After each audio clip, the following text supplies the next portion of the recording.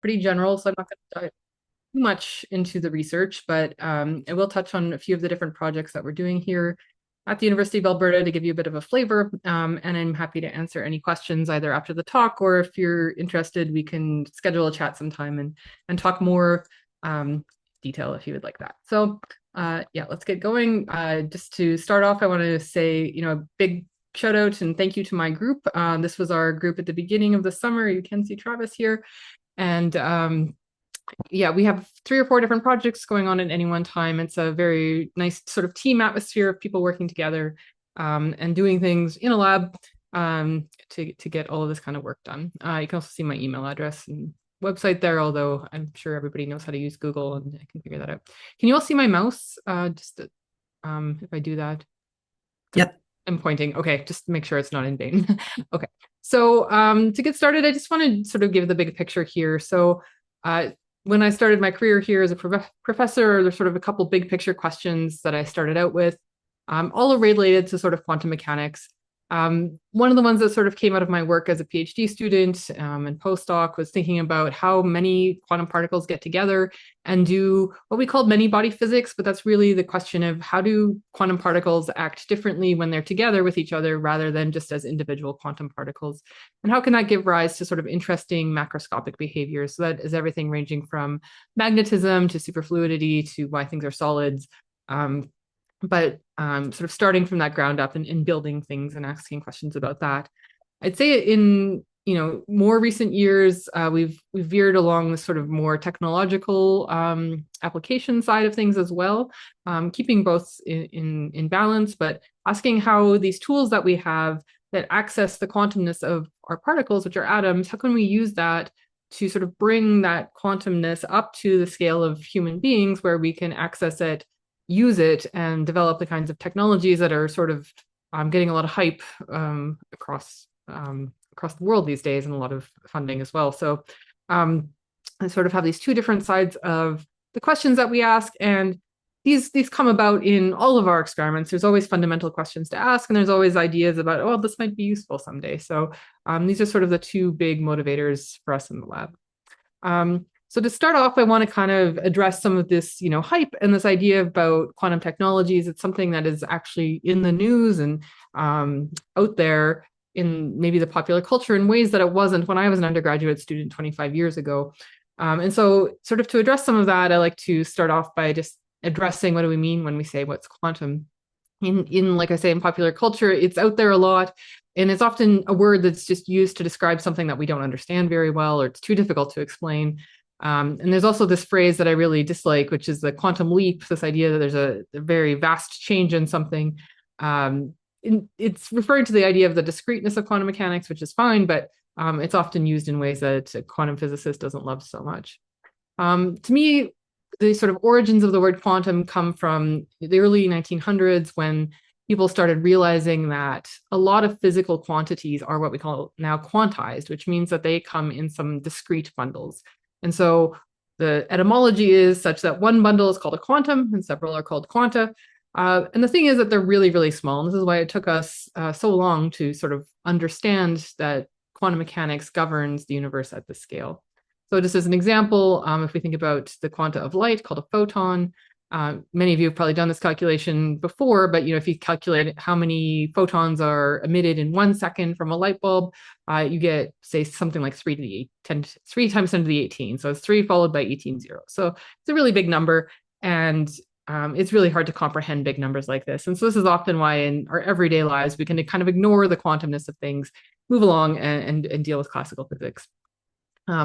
This idea of things coming in packets, actually, this is an old joke, but it's maybe goes back to my thing. I don't love quantum being used in popular culture, but this is actually not a bad application. Question was on Twitter some years ago, what do the words quantum mean to you? And the answer was, it comes in packets. And that's exactly the answer, although she used this example of a dishwasher liquid coming in packets. And it's true. I at home use quantized dishwashing liquid. I don't pour it out of the container. It's not a continuous flow. I use 1 packet, 2 packets, 3 packets.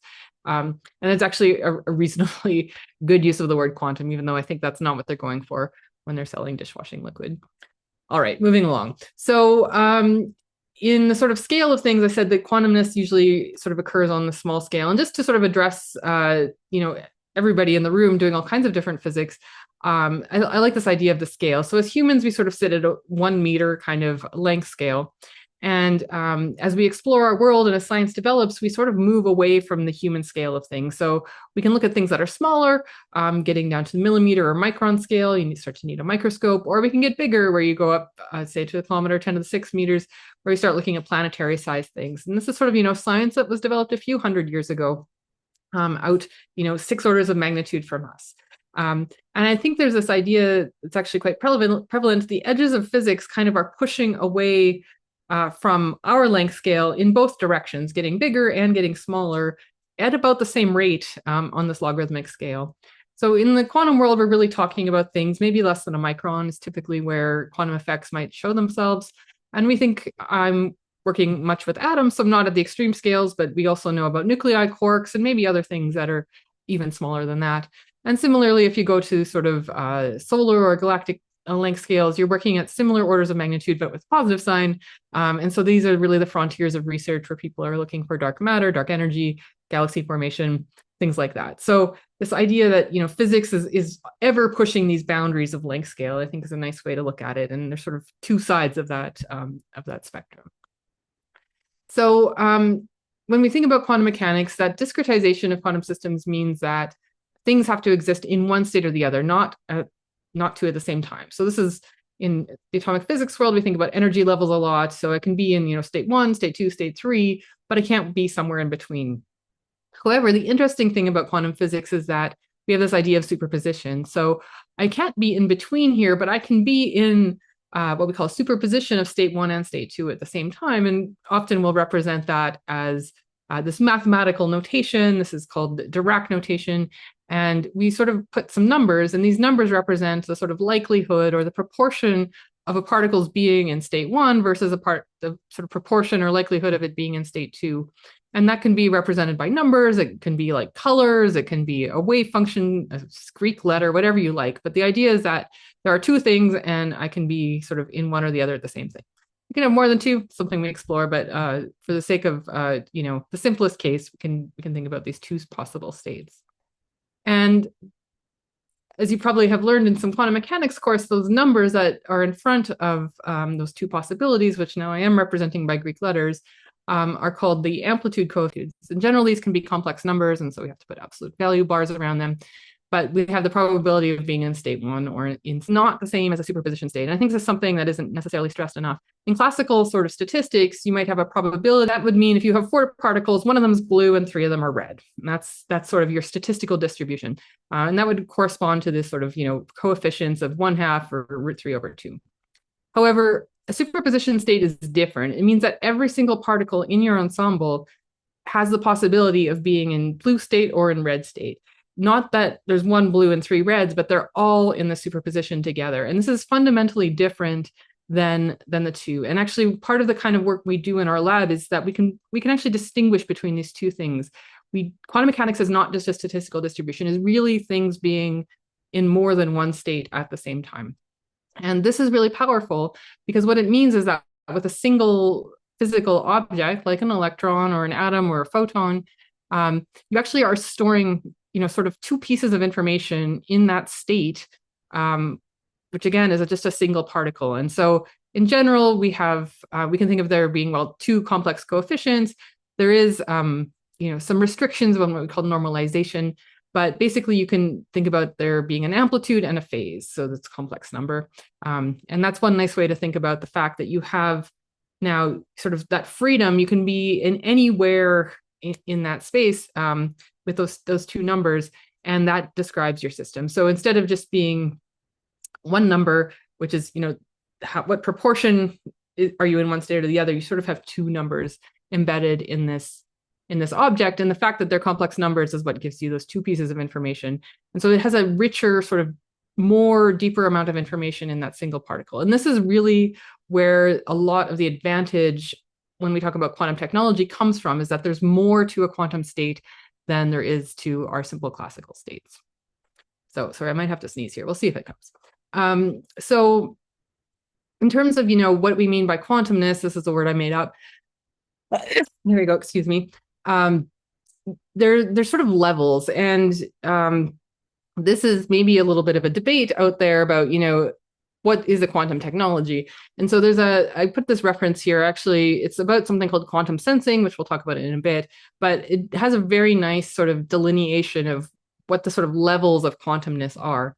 So I'll talk about them in a little bit of detail in the next slides. But to start, you have a quantum object that has discrete energy levels. The second level might be quantum coherence, so the ability to be in superposition. And the third is quantum entanglement, which is even more quantum, one might say. So this is just rewriting the same thing here.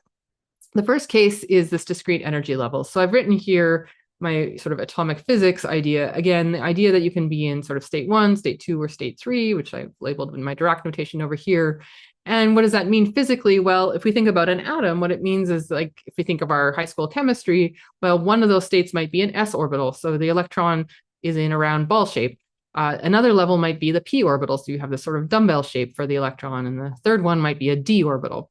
And so the electron can have this shape or this shape or this shape, but it's not going to be somewhere in between there. And so that's the sort of discreteness. And that discreteness of energy, the fact that there are these different levels, is actually an old idea.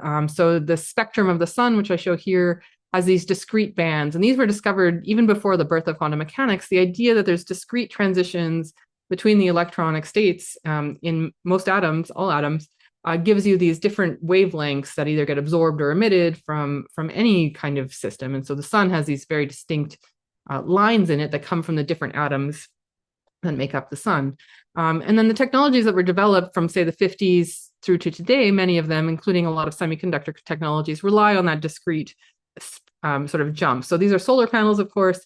And the idea there is, you get a photon from the sun, it comes in and it makes the electron jump in its energy from a ground conduction band, valence band to, which one is it? Yeah, valence band to conduction band. And that jump sort of deposits energy from the photon to the electron through basically the photoelectric effect. This is a quantum mechanical phenomenon, but it is not, it's in the calculator I had in grade 6, right? So it's well-known technology, and sometimes people will refer to technologies based on this discrete energy levels as quantum 1.0, so the sort of first quantum revolution. And that includes everything from transistors, CCD cameras, like I say, solar panels, even lasers, all came about because of quantum mechanics and the sort of ability to harness that discrete energy level spacings. Now we might be in what we call sort of the next quantum revolution. Some people will call it quantum 2.0. And that's where we're sort of thinking about using quantum coherence. So back to our sort of ideas of superposition, this is where we're able to think about, okay, what if I put a particle in both states at the same time? So as I said before, there's two discrete levels. That could be a superposition between an S state and a P state, or just a generic 1 and 0 state. But again, we have that sort of two pieces of information that give us 2 degrees of freedom. And you might be familiar with this word qubit. So this is a very generic way to write down what we might call a qubit. But the idea that there's 2 possible states, but you can have 2 numbers that describe what that state is. It gives you more richness in your information. And this is really what a lot of quantum information technology is built on. So that superposition, it's kind of silly, but you've probably heard of sort of Schrodinger's cat is the example a lot of people like to give, this idea that you're in superposition. The quantum objects can be in 2 things at once. It's kind of strange to ask about, macroscopic objects, everyday human scale objects or cat scale objects, as being in 2 states at once. And the famous paradox put out there was the cat one, which, can something be alive and dead at the same time? Well, that's a ridiculous question to ask. But as scientists, we're sort of asking, well, how big can you make an object to be in that superposition? And I think that's an interesting research question that is being pursued by a lot of people around the world. So the third level of quantumness that we might consider is now using quantum entanglement to improve things like sensitivity of measurement. And this is the idea with, if you have more than one particle, including just 2 particles, you can create states where they have this sort of fundamental correlation where they're both in either one state or both in the other, but you could never have, say, one in ground and one in excited state, or vice versa. So represented more schematically, both in 0, both in 1, but not 1 in 0 and 1 and the other 1 in 1. So this idea of entanglement, that you have these relationships between your states, turns out that that can be a very useful resource as well. And that was really the subject of the Nobel Prize a few years ago. Sorry, it was actually 2022, not last year. Now, won the Nobel Prize for experiments with entangled photons. And that really was the pioneering sort of thought that led to the development of quantum information science. So there have been some very nice experiments over significant distances now. This was 143 kilometers. There's a few over much longer, sort of 1,000-kilometer length scales, where these two particles retain their correlations even over really long time scales. And there's some very interesting properties that arise because of entanglement.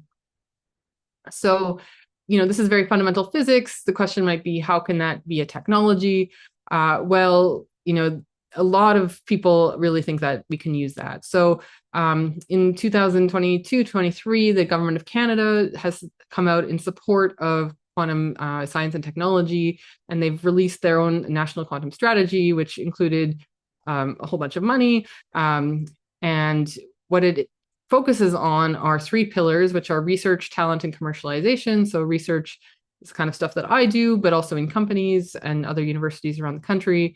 Talent development, this is you guys. How can we support people to learn about quantum mechanics, but also quantum adjacent skills that are needed to develop these technologies into real life things? And then commercialization, supporting the companies that are bringing these things to the people, basically.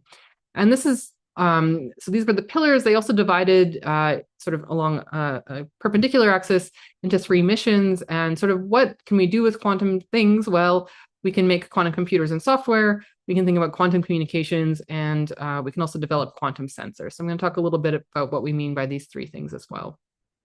So there's different ways to separate these things, but this is one of the more common ones when we think about how we define quantum technology. So quantum computing is the idea that we can make use of both superposition and entanglement to do calculations with quantum systems that are more efficient than can be done with classical systems for certain applications. And I just really want to stress that quantum computers are not good at everything. They are good at some problems, but they are very good at those particular problems.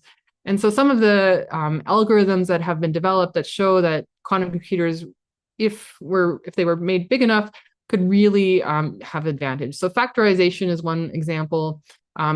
This is important because a lot of the maybe past, we're moving away from this, but security over the internet, for example, relies on prime factors. So the idea is that if you have a very large number that is the product of two prime factors, it is very difficult to decompose that number into its prime factors unless you already know one of them. So the idea was why that works for security is if I know one and you know one, we put them together, we can multiply out this large number. And then if I get this number, I just have to divide it by the number I already know, and I will find out your number. So that's a way of developing basically a code sharing key over the internet or other communications channels. The problem with the quantum computer is that there are algorithms that can efficiently take this number and find its prime factors. And so right now, we rely on the fact that this is difficult and nobody could do it. But if a quantum computer existed, maybe we could break this factorization, and this would sort of obviate the kinds of secure technologies we have for communications right now. So that could be a problem. And it is something we are actively thinking about in our communications is how are we ready for a world that is post-quantum, and this is a field known as post-quantum cryptography. So that's interesting. And that's one of the reasons why people are working hard on this problem is in case, we have to deal with this, what are we going to do? But I think on a more positive note, quantum technologies and quantum computing in particular can help with a lot of optimization problems. So AI is also tackling this in a lot of realms, but quantum computing can be very good at looking at a problem and finding the best solution. So here's a cartoon of a little example, which is a grocery delivery. You have 7 houses and you want to find the most fuel efficient way to deliver groceries to all of them. What path should you take? And it turns out that, for a not too big number of houses becomes a very difficult problem to solve. There's also optimization for things like, scheduling flight attendants for aircraft. This is a hard problem, it turns out. Or, just markets, financial trading and things like this. So there's lots of optimization problems that would be advanced by quantum computers. And similarly, search is another thing that is searching databases that quantum computing can be very good at. One of the things that excites me a lot is quantum simulation, or basically solving quantum problems with quantum computers. There's sort of an innate compatibility between these kinds of problems. And a lot of quantum problems that are relevant are actually sort of in chemistry. So this idea, can we look for new chemical compounds for pharmaceuticals, for, Alberta, we think about the oil and gas industry, for medicine, which is pharmaceuticals, I guess, but also, there's a company looking at better battery technologies for, electric vehicles, things like that. So these are all, solving real chemical reactions is difficult, but quantum computers could also be very efficient at doing that. So these are just a few examples. We still have a ways to go before quantum computers are really useful, but these are the kinds of things we're looking forward to. Quantum communications is one of the things that our group works on. This is the idea that you can send information securely from one place to the other without having any eavesdropping. So this sort of is a complementary protocol to this prime factorization that I was talking about earlier. And this was one of the first ideas developed, actually in part by a Canadian, Gilles Broussard, in 1984. So the idea is that by sending quantum particles that have this entanglement property I mentioned, you can develop your secret key with no eavesdropping. So if there is somebody trying to listen in on your communications, if you do it properly, you will always know if that person is there. So if they're there, you just say, oh, we're going to throw out this secret key, start over again, and wait until you successfully do it without an eavesdropper present. And so you will know that you have a secure communication link from one place to the other. And so this has got a lot of potential for everybody from, the banks to the governments to even private communication in your healthcare provider, and you don't want some information leaked. We can think about a world in which we have these private communication links from one place to the other based on quantum mechanics. In part, it's using that first level of quantumness, the sort of discrete energy levels, but we actually are thinking about ways to use more quantumness, the superposition entanglement states, to get even more sensitivity. Because quantum particles are so small, that allows us to make really good measurements of things. So everything from timekeeping, including clocks on GPS satellites that would help us do better navigation. Biological sensing is really promising. So our body, for example, emits a lot of magnetic fields from electrical currents, whether in the brain or your heart or your nervous system. And these small atom-based magnetic sensors can actually pick up those signals in a non-invasive way and doesn't rely on you laying in an MRI machine for an hour. And then also just things like electromagnetic signals for communications, like cell phones. The atoms are very good at calibrating and picking up these signals. So lots of different applications. And, there's all kinds of flavors of university side and a lot of new startup companies and even big companies sort of taking a look at how to do this. So part of that question is what I've got on the screen here is, how do we get there? How do we get things to be quantum? There are different ways, different systems can be quantum, but in general, one of the things is that we almost always need to make things cold. So there's different ways to do that. You might have a dilution refrigerator. So here at the University of Alberta, we have a couple of labs where we have very cold helium liquids in mixtures between two different isotopes that can make a very cold, macroscopic platform. So this is an example of one of these in the lab next door to mine, where they cool helium to millikelvin temperatures. We can do, maybe a little bit warmer, but liquid helium, sort of 4 Kelvin systems where we can look at materials, or even an MRI machine, again, a little bit warmer, again, maybe around 4 Kelvin, but they have superconducting magnets in hospitals where they're really using a quantum technology there. But all of these are, in some ways, you have to get sort of an extreme coldness in order to get to that quantum level. In our lab, we use what's called laser cooling and trapping. So here we have a little pink blob. That is a gas of rubidium atoms that have been cooled using lasers to a very, very cold temperature. So this is typically a few microkelvin, which is a few millionths of a degree above absolute zero, for a little bit of gas. So this is really only about 1 billion atoms, 10 to the 9 atoms, but they're very, very cold. Some people will call this the coldest stuff in the universe. Because it is very artificial. We're inside of a vacuum system. This glass box is under very high vacuum. And but what we can do with them is really study very nice quantum properties of these atoms in the lab. So, forgot we had a zoom in there. There you go. So why do we need to be cold, and how does that intersect with quantum mechanics? And that's actually, just side note, an interesting question about how thermodynamics, which is a very classical field, and in quantum mechanics interact with each other. There isn't a nice way to put these things together, so I'm going to do a little bit of a mishmash here. But I think there's some really interesting research questions here about where quantum mechanics and thermodynamics overlap with each other. So I'll just throw that out there.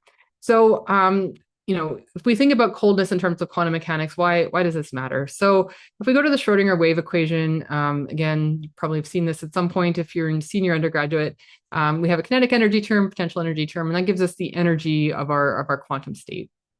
So we're going to make some assumptions here about a particle that behaves according to this equation.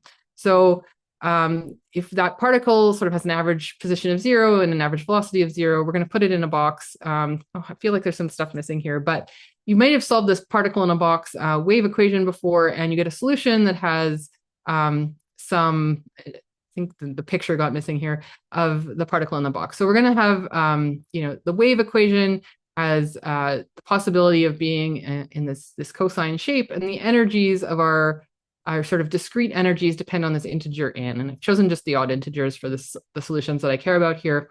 But what it means is we have discrete energy levels that start with n squared equals 1, n squared equals 3, 5. So that we have these steps in energy as n increases. And we have a shape of a wave. The shape of our wave function goes like these cosines. So this is a very simplified model, like the sort of spherical shells that I showed you before. But I'm going to use this idea of superposition here. So this idea is that I've got the different possible what we call eigenfunctions, which are the solutions to that differential equation. Each one of these has an energy, which I've labeled by an integer n. But if I want to build a true full quantum state, what I can do is, because everything is linear, is add up as many of these states as I want. So I'm summing over the different n values here what these states are. So they might have a different amplitude, and that's my coefficient, like the coefficient in front of my Dirac ket.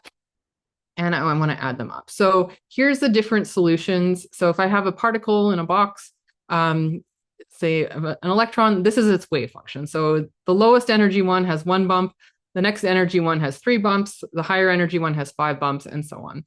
So that's just the number of sort of wiggles in the cosine. And so I've got these different energetic states, and as I climb in energy, I get wigglier states, but importantly, they have smaller and smaller features and positions. So this is a function of position. So what I'm thinking about here is, particle in a box, and this is what its wave function looks like. So what does this have to do with temperature? Well, there's a relationship between temperature and energy. And so if I want to build a quantum state, I'm going to think about, okay, I've got, some of this one with this energy, some of this state with that energy, and so on. So I can build up a quantum state like that. But the question is, how much of each one of these contributions do I have? What are the amplitudes of these coefficients in my state? So what I want to do is make an amplitude that is energy dependent. And this is where I'm going to mash together quantum mechanics and thermodynamics and say that, well, I know my energy solutions are this. In thermodynamics, we have something called the Boltzmann factor that says the probability of being in a state with energy n depends on the temperature.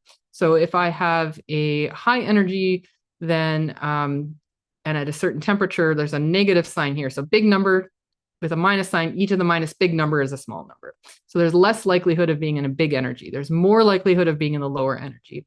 And so we can actually plug in our expression for energy there, and we can see that as n gets bigger, the probability of being in that energy state is getting smaller.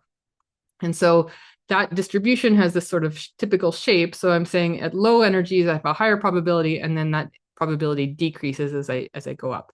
The other factor, though, is that is modulated by temperature. So if I have a very low temperature, then these decrease really quickly. If I have a high temperature, this doesn't decrease as quickly. So I'm actually going to show that here. I do make a warning that temperature and quantum mechanics don't actually go together like this. I'm just trying to make a sort of hand-waving argument, but it gets my point across. So for medium temperature, these might be the distribution of how much of each energy I have in my system. For low temperature, sort of cold system, I would have more of the low energy stuff and not really any high energy stuff. That makes sense. If you have cold, there's less energy in the system, and so you don't have as much of that higher energy contribution. But if I have a hot system, then I would have more high energy stuff in my system. So I'd have more contribution from those high energy states. And so the sort of length of this bar represents the amplitude in my quantum superposition. And so if I go back to that quantum state and I sort of plug in these numbers for each of these contributions, then what I have here is how much of each state. And so I've changed the amplitude of these wiggles of the cosine functions depending on those coefficients. You can see here it's mostly, still has amplitude for the low states, but they're just flat. So there's no contribution for the high energy states. And similarly, so I got more contribution at the high energy states as I go to a medium temperature, and then even more as I go to a hot temperature. But the thing is that when I add these states up, and I'm going to hopefully have a video that will do this in a second, the total wave function is really the sum of all of these. So I've got a little animation that shows these basically summing up. And this is, for those of you who know, a kind of Fourier analysis, really. So what happens is that as I add them up, I get a new sort of shape. So as I add more and more of these contributions, I get a different state. So the one that was cold stays fairly broad because it doesn't have any contributions from the sort of high energy states that have those smaller features. Whereas the one that is hot adds up in a way that those small features sort of positively interfere with each other in the center and then kind of cancel out on the edges. And I've kind of manufactured the system a little bit so that it will do that. But you can see that the cold states, you sort of have this very broad spread out wave function, whereas the medium and then the hot states get narrower and narrower in position. And so what I'm trying to really show here is that there's a relationship between the size of a quantum wave function and the temperature. As things get colder, they're spread out. If they're hot, you have a narrower wave function. And so I've just redrawn that here. You can think of it actually as a sort of position and momentum space kind of representation. So for my cold example here, again, I have this sort of spread out wave function. And that's because in the number of different energy states, which energy and momentum are proportional to each other, I have very few momentum states contributing to this wave function. In terms of position, if I have a very narrow one, I've actually got many different momentum states contributing to each other. So you can see that there's this, if this is wide, this is narrow. If this is narrow, this is wide. And this is really just, I'm saying that out loud, an uncertainty relationship. And so this is really the origin of the Heisenberg uncertainty principle, this idea that there's a constant which defines the spread of positions and the spread of momenta related to the spread of energy. That's roughly constant for a quantum, very like this pure quantum system. And so if I have a broad spread of positions, I have a narrow spread of momenta. If I have a narrow spread of positions, I have a broad spread of momenta. And this is really a nice manifestation of Heisenberg's uncertainty principle. So this spread, as I've sort of been saying in words out loud, is that is really the wave function, and the probability distribution is just the square of that amplitude. I've squared them here. And what I think about that is like a fuzzy ball. So if I have an atom, I really think about it spreading out as I get colder. Its wave function is bigger, takes up more space. Sometimes it's called something like the coherence length, but it really is getting bigger. And this is an idea, it's really the de Broglie wavelengths, which I've written down in a second. But why is this interesting? Well, if I have a bunch of particles, a certain fixed number, if they are hot, they're just individual particles. But as they get colder, it's hard to tell the boundaries between one particle and the other. And in fact, they aren't distinct anymore. The wave functions sort of run into each other, and you have to consider basically interference between the wave functions. It's what we really call the wave nature of matter. And they become not individual particles anymore, but really one particle. And this is sort of that many body physics flavor that I was mentioning at the beginning of the talk, and what I find interesting there. So that's sort of why we like to get things cold. As I mentioned, this is related to the de Broglie wavelength. And you can express that in terms of temperature. So the higher the temperature, the smaller the wavelength, the smaller the temperature, the bigger the wavelength, or the size of the wave function. So the quantum limit, how do we get there? Well, we need a dense sample. We need lots of particles in our box, but we also need them to be big. So if we sort of think about the typical quantum volume as the de Broglie wavelengths cubed, then if this product is bigger than 1, we really reach that quantum limit. So that's what we're pushing to do in the lab oftentimes, is to get there. And that's why we need to make things cold in order to make this bigger. All right. So like I said, some examples are magnetism, superconductivity, and superfluidity, and then the kind of cold atoms we have in our lab. So how cold are we talking about? In a sort of logarithmic temperature scale, we have temperatures we're familiar with, so room temperature at 300 Kelvin, liquid nitrogen, which you might think of as pretty cold, at 77 Kelvin, and then outer space, the cosmic microwave background is 3 Kelvin. So we really just at a, 2 orders of magnitude from room temperature to outer space here. But the logarithmic scale is nice because I've sort of demarcated going down by a factor of 1,000, another 1,000, we can get to dilution refrigerators. So to go below this, you really have to have artificial means. And then to get even colder, we have laser cooling methods and evaporative cooling that can get us down into the sort of nanokelvin regime. But you'll notice on this logarithmic scale, I just keep pushing factors of 1,000 down. I never get to absolute zero. So we can always keep pushing, but never get to absolute zero. So in terms of temperature, if we think about it again in the thermodynamic sense, really it's kind of the velocity or speed of particles.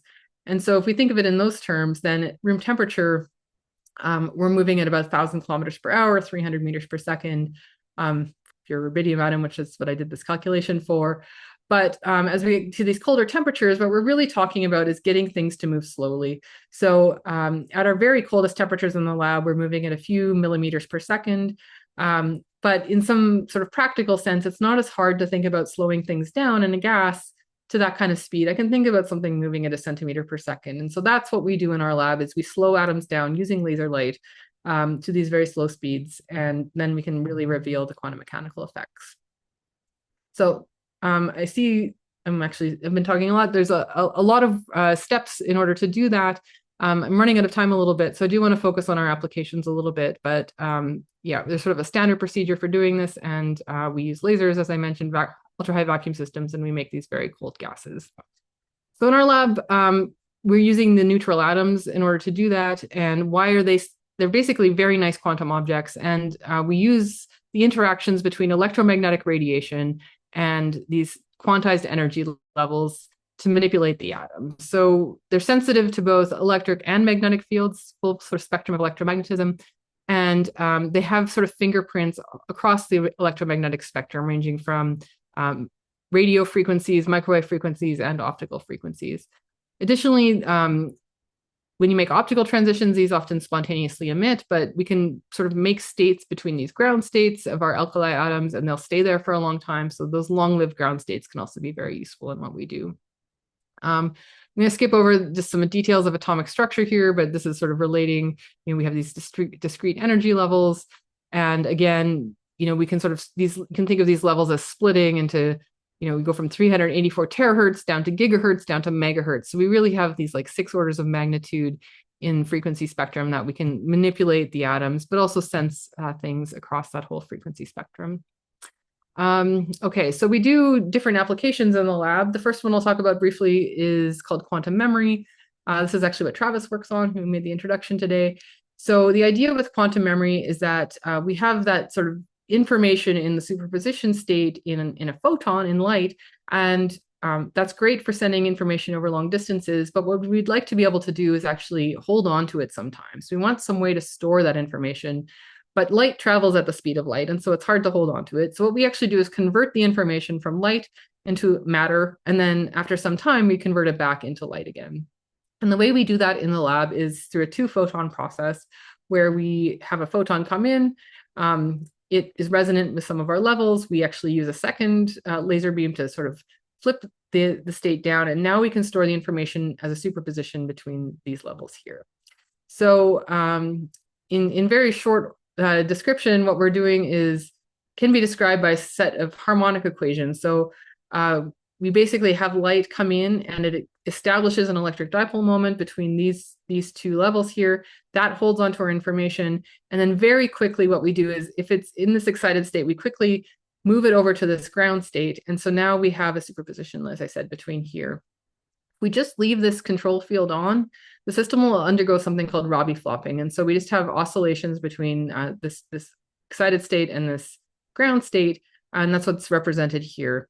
And the way to turn this into a memory is that, well, you basically get the information coming in on the orange here, you convert it so that you have it sort of the information. This is kind of quantifying how much information there is stored into all blue, the orange is gone. And that is controlled by this red, which is how much field you have on here.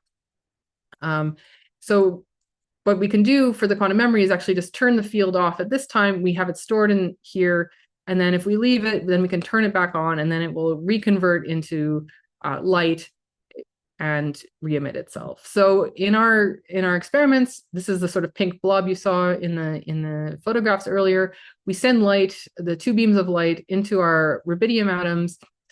We do this 2-photon process, store the light, and then we actually bring the control beam back, turn it back on, and then we re-emit the light, which we can detect on our signals at the backside of our experiment. So we can do this both with large pulses of light, but also with single photons. So this is actually histograms of individual photons counted one at a time. And we can see that we can sort of send the light in and then retrieve it, in these cases, 200 nanoseconds later. So not very long, but we can store it for longer. And we can do it very reliably. So these measurements were actually showing that we can do it without getting extra photons in the background. So this is the signal that we want. And then the green and blue back here are just like the noise. So this is actually, we're able to show a very efficient and noise-free way to do quantum memory in our lab. So again, I'm not going to spend a lot of time on these, but this is some of the work that we've done over the last, 7 years now, working with this quantum memory. The kind that we do in the lab is something we invented in 2018 as a fast and efficient way to take information from light, store it, and then release it again. And what we're really pushing towards now is looking at the true quantum nature of the light as well as the atoms, and seeing and showing that we can do these true quantum communications that I mentioned earlier. Yeah, so lots of stuff to work on. The second thing that we do in the lab is related to what I might call microwave atom optics. So what we're doing in that case is, this got offset a little bit, driving this transition directly using a strong magnetic field that oscillates. And so that's a microwave field. And what we've got here is a little microwave resonator made out of copper. And these experiments use warm atoms. So actually atoms, we call them warm, but they're just room temperature. And we sort of interrogate with microwaves and optics at the same time. And that's the sort of unique feature that we have in our lab, where we can manipulate the atoms, using these two fields at the same time. And so here's, the cartoon picture of the light coming in from the side, and then the yellow represents the microwave field that is addressing the atoms, that is sort of resonant with this cavity here. And this is a glass cell of rubidium atoms that is inside of this box. So here we look at all kinds of different experiments. Actually, this is not so preliminary anymore. We have some nice results showing that we can do vector magnetometry. So the idea with this is actually that because of these two fields, each has a polarization, which are represented by these little vectors here. The microwave polarization is along this axis. And because we have polarization from two fields, we can actually use the strength of the different transitions, which is represented by these traces here. There's seven different transitions we can look at. The relative heights of each of these peaks actually gives us information about where the magnetic field is pointing. And so based on these kinds of measurements, we can tell you which way an external magnetic field is pointing by looking at the optical transmission of light. And this is very nice because it's a magnetic field sensor that works at Earth's field. It's quite precise and has this sort of vector nature. We can see all the different directions at once. So again, here are some of the recent works from this apparatus in the lab. It's interesting because for me, I've always worked with cold atoms until this work, but actually being able to build technologies that are relatively portable and small and can do interesting physics as well has been pretty fun to work with in this part of the experiment. And so the last thing I'll talk about is some other work that we've done with our very cold atoms, which are looking for novel quantum states. And this is related to some work in quantum computing, where we're trying to manipulate, using all kinds of different fields, what kind of states we can make with these different ground states. And one thing we've done is extended from the sort of 2-level system that I mentioned in the beginning to more levels. So we're working in particular with 3-level systems, where we have now, instead of 2 degrees of freedom, 4 degrees of freedom, because we have 2 free amplitudes and 2 phases that we can control. And so we did some experiments manipulating to show that we can create any possible superposition of these 3 levels. We called that a qubit. We didn't invent the word, it's out there. And then we've also done some other work looking at something called geometric phase. So the ability to change a quantum state by taking different paths through parameter space instead of just applying different pulses. So there's a lot of nuance. I can talk for a whole hour about this. But the idea is basically this, that if we start in one state and we take path A, then we might end up in a superposition that has a plus sign in it. But if we take a different path, we can end up in a superposition that has a minus sign in it. And these two states are what we call orthogonal. So this is the kind of operations you need for a quantum computer. And it's sort of physics interestingness comes from the fact that we are starting and ending in the same state, but end up with different outcomes just depending on what we do in between. And I think that's kind of fun. So we use ultra-cold atoms to do these kinds of experiments. This is a sort of typical setup where we have a trapped gas, we shine some light at it, and then we make measurements of shadows of the atoms. We can count how many atoms are in the different states, do what we call tomography, so we can manipulate the states, measure how many are in each level, and repeat over and over again. And so it gives us a nice picture of the kind of quantum states that we are creating. So yeah, again, I'll just skip over. There's been a lot of recent work. These are longer term experiments typically, so there's maybe fewer of them. And actually, I just want to highlight this other sort of very experimental work that we did where we applied reinforcement learning, machine learning model to our apparatus to really improve the performance. And that turned out to work pretty well as well. So it's kind of a fun side project that we did a couple of years ago now. So to conclude, I think there's a lot of interest and potential for using quantum systems in ways that sort of take advantage of these like really interesting quantum properties from atoms and other quantum systems and trying to bring that up to the sort of human scale. I think neutral atoms are really awesome as quantum objects. We understand a lot about them and have a lot of tools to control them. And so now it's sort of fun to think about how we can use that out there. And in doing so, we really do touch on all the different flavors of quantum technologies, ranging from quantum communications, sensing, and computing. But I'd say that our lab is still very unified in the fact that we all use very similar atoms. We are using the same lasers, the same magnetic field tools. And it's really cool to be able to see these sort of different applications emerge from just thinking about the light matter interaction with neutral alkali atoms. So again, this let me finish off by acknowledging the group. All of the measurements, all of the results, all the calculations you see are really done by them. I'm just here as a shepherd, and hopefully, yeah, I'm excited to see all the cool things that these folks do. I'll just mention too that I'm always looking for new graduate students, co-op students, postdocs. So if that's something you're interested in, please do feel free to reach out. Here's my email, but of course you can find me online as well. Okay, so yeah, thanks, and I'll be happy to take some questions as well.